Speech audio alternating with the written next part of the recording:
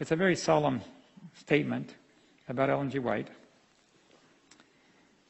And it tells us what's about to hit us. And we need to know what this is, because it happens that when this hits, you need to understand how to defend yourself. How to react, I should say better. Here we go. Let me tell you the background for what I'm about to read to you.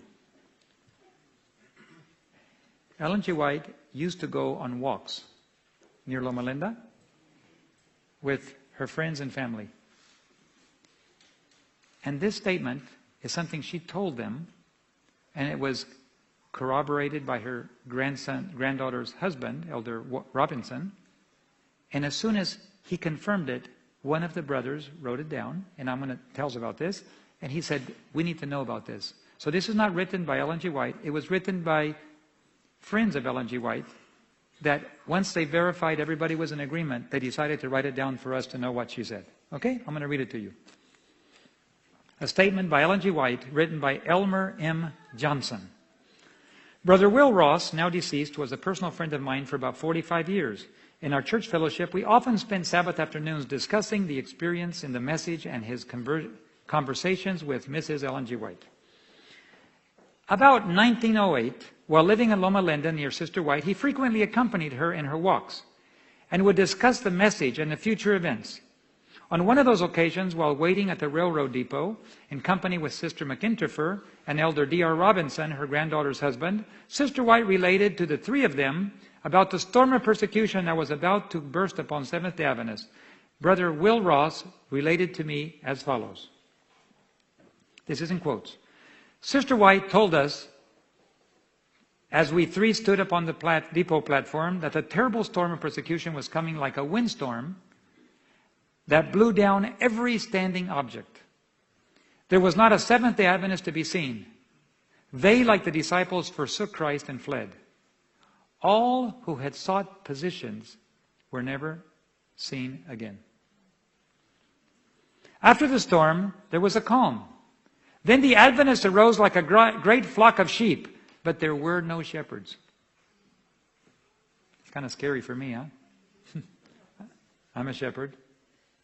There weren't any shepherds.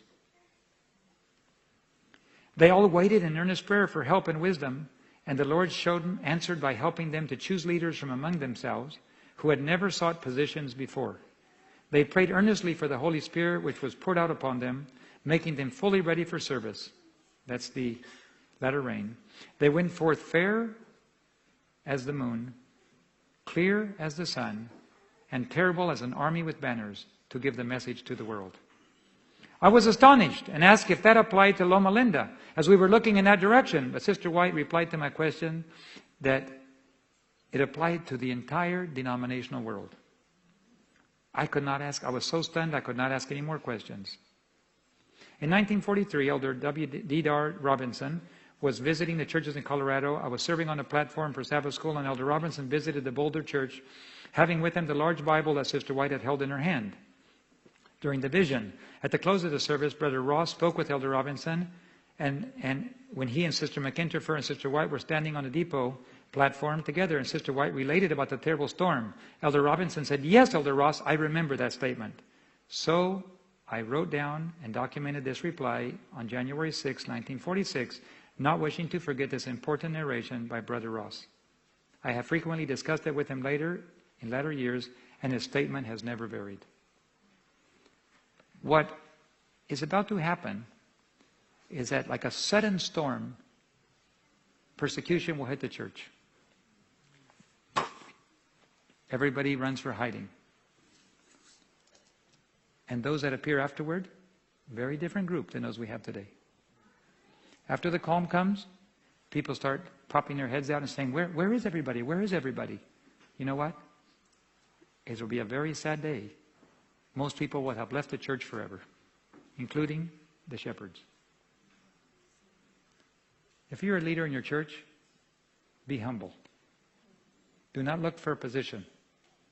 Just serve wherever you're asked to serve. If you're a pastor, an administrator, serve where you're asked to serve. Do not seek to climb the ladder. Just be humble and serve God wherever He sends you. Be it high, be it low. I believe Pastor Ted Wilson is serving where God has asked him to serve, and I am grateful for his influence on the church. Very grateful. I pray for him every day. Please ask you to pray for him. He's in a very difficult position because he's surrounded by people that have been going a different direction for a long time. And it's not easy to turn a ship around, especially after so long, and especially after it's already taken a lot of directions, and there's things happening that he recommends not to happen, it still happens, in spite of him.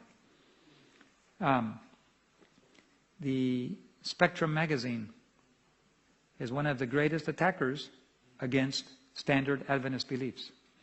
And the incoming meditation and the spiritualism and all those things that, pardon me? Spiritual formation.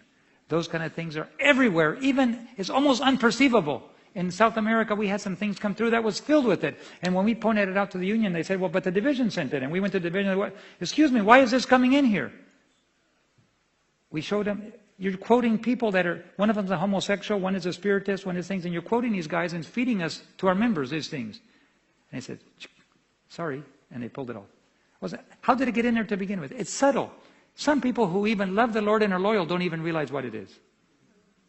So you can see how we're under attack today at every level. Even those that love the Lord, sometimes unperceived, accept teaching that is really from the enemy. So we need to pray like we've never prayed before, so that the very elect will not be deceived. But this is a war, and I can tell you who wins. The Lamb wins. I am optimistic that the best days of the church are straight ahead. But they're painful days. They're going to be preceded by much training in pain and a terrible cleaning of house. And then, after the house is cleaned, the Holy Spirit will be poured out, and the church will go forth as a mighty army to finish the work. The main thing is, are you still going to be there after the storm? That's the question.